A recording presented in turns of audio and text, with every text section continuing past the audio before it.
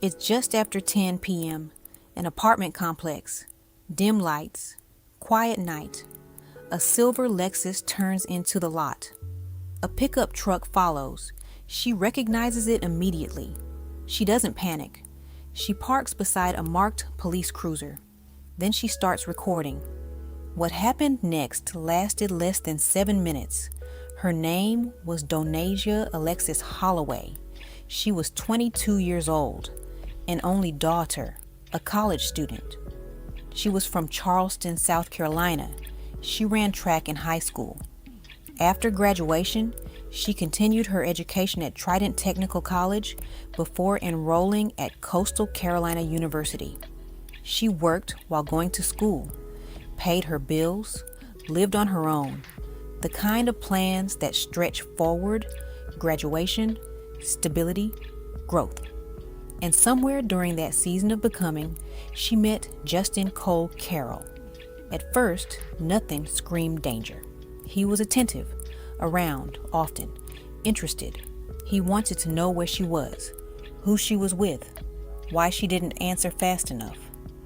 She began noticing him in places she hadn't told him about, following her, appearing unexpectedly.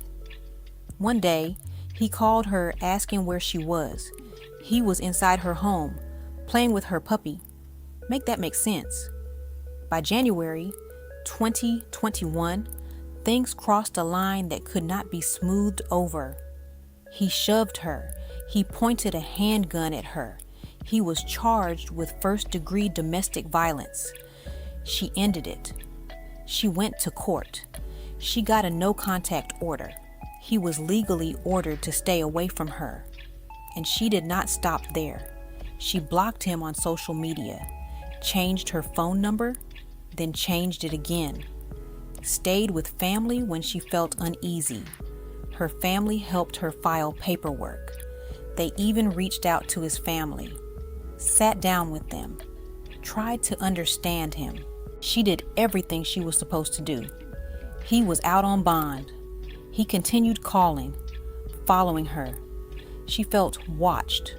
And then came May 22nd. She had gone on a beach trip. She drove home that night, and headlights followed her into Forest Point Apartments. She knew that truck. She pulled beside a police cruiser. She is inside her silver Lexus. He steps out from the dark. She doesn't roll the window down. She records a short Snapchat video. In it, she says, his behavior needs to stop. Her voice is calm, but there's urgency underneath. Apartment surveillance cameras capture him walking toward her car. Then gunshots tear through the night. An officer who lives in the complex hears them and runs outside. Witnesses later say they saw a man running from near the police cruiser, getting into a pickup truck and speeding off. The officer approaches the car parked beside his cruiser. Donasia is slumped over in the driver's seat. She has been shot 4 times. Neck, head, 7 minutes. That's all it took. Investigators didn't have to look far. 4 months earlier, police had responded to a domestic violence call involving the same man, Justin Cole Carroll. They went to his parents' home that night. He wasn't there. They reached him by phone. He agreed to meet officers for an interview. He claimed he had been in Charleston all evening after leaving work at a pizza restaurant. Officers weren't satisfied. They located him on the road and conducted a traffic stop. He agreed to speak. He allowed swabs to be taken from his hands for gunshot residue. He said he knew nothing about her death. As questioning continued, he asked for a lawyer. Without enough evidence at that moment, he was allowed to leave. But the pieces started falling into place quickly. Donasia's current boyfriend provided investigators with access to her phone. They found the Snapchat video, time-stamped. It showed a man approaching her vehicle. There was something else. When Justin was initially questioned, He had a full head of hair, but when police encountered him again shortly after the killing, his head was shaved. Investigators also obtained a warrant for his phone. It had been wiped clean. Forensic analysts tested the swabs from his hands. Gunshot residue was found on his right hand. The murder weapon was never recovered. DNA from shell casings did not directly link him. Fingerprints in the vehicle did not match him, but surveillance showed only one man approaching that car before the shots were fired. The timestamp placed him there 7 minutes before her death. 2 days after the murder, Justin Cole Carroll was arrested. For Donasia's family, the shock was overwhelming. With the victim's family today, they say that the violent history is ultimately what pushed their daughter out of this relationship. Yeah, that's right, Dean. So the Holloway family, they protected Donasia. Ultimately, they say that her ex-boyfriend stalked her after getting out of prison. Now he's under arrest for murder. I'll have to go to a graveyard to visit my daughter. Put flowers on her grave, something that I never wanted. Something I never wanted. I never imagined in a million years that I would have to bury my child. Shamika and Don Holloway's purpose has always been to protect their kids. See my twin, y'all?